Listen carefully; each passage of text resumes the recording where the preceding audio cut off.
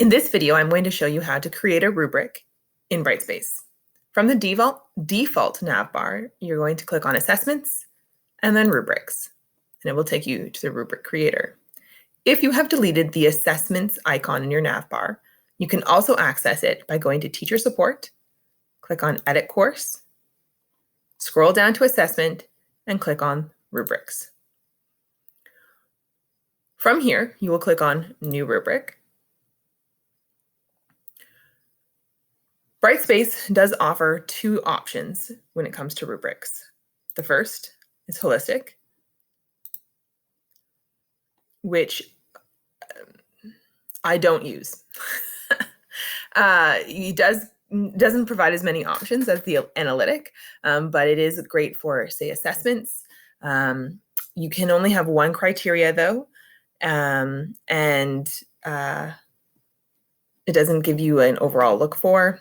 You can switch to no score if you didn't like the percentages, but it really looks at the assignment as a whole rather than looking at individual criteria. As an academic teacher whose assignments look at more than one criteria, I tend to use analytic rubrics. You can give it a title.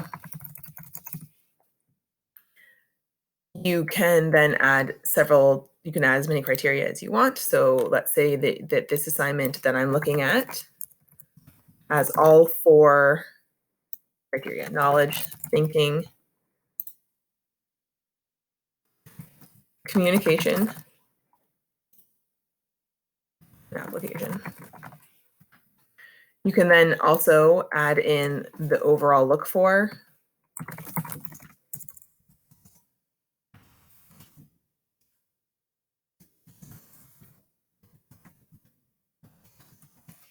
So on and so forth.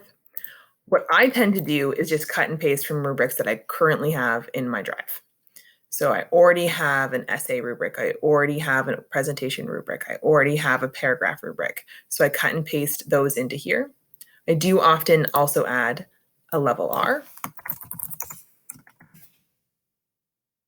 In the past, I have used points, and I'll show you how I would have set it up when I was using points, but I've recently moved to no score so that you're just clicking off where they got on the rubric, and then in my Dropbox, I have an overall, they get an overall mark out of 40 or 100 or 10, whatever I'm giving them. But I will show you how I set up points in the past. So for the points to work properly, you need to make this overall mark the highest they can achieve, which I usually tended to make 10.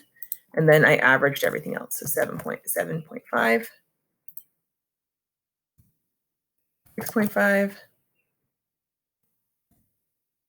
5.5, and 2.5.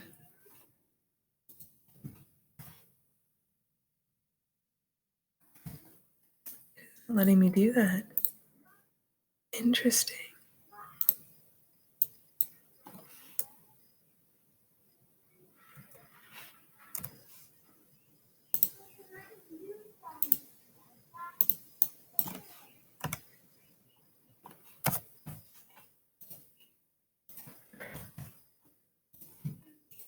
Sorry about that, guys. I don't know why I was getting error messages.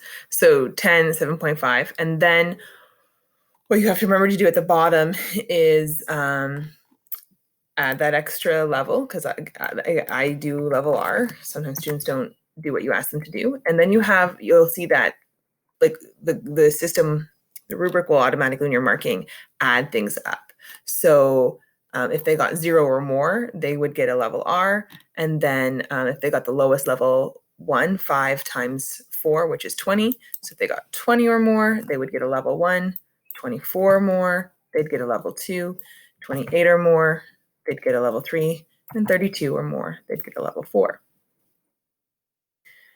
Once you've inserted all your look fors, you can save it. I will make a comment on the initial feedback. So what happens in here is if a student did achieve a level 3 on knowledge, what would be your general feedback for students who get level 3? So they maybe need to, how they can improve.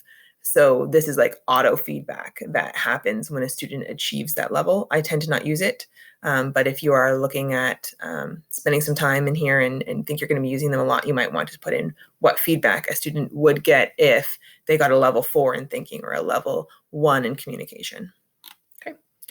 I'm also going to show you how to link this to a Dropbox assignment. So when you'll see beside here that it auto saves, you can put it into draft if you would like, or archive it, but you aren't going to be able to access this rubric in your Dropbox if it's drafted or archived. So I tend to leave it published. No one can see it other than yourself until you link it to an assignment.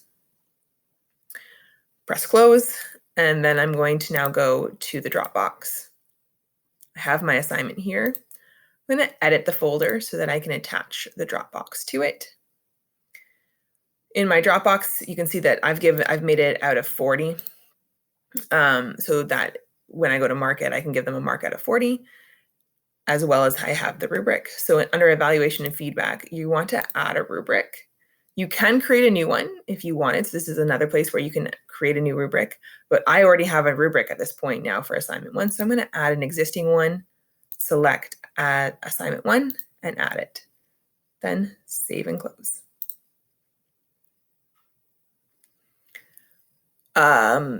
A note of caution, once you have used the rubric, so let's say you have marked one assignment, but in Brightspace using that rubric, you cannot edit it. So until at this point, I can still go back and change that rubric.